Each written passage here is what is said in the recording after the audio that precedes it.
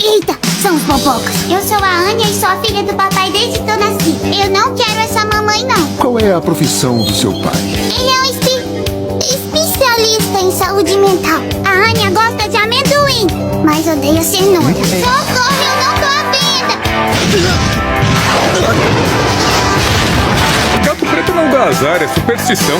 Papi, O que é que foi? a Anya pisou no cocô. Amendoim! Só estiquei o braço, ele que veio na minha mão. Mentirosa! Endereço? É onde você mora. Eu moro aqui. A Anya queria tanto uma mamãe, um espião, uma assassina. Isso é legal demais. O mundo tá acabando. Vamos supor que você veja um amiguinho seu fazendo alguma coisa muito feia. O que você faz? Caio em cima dele, aí encho a cara dele de porrada e só deixo os restos. Me desculpa. Foi porque eu pisei no cocô. Passou.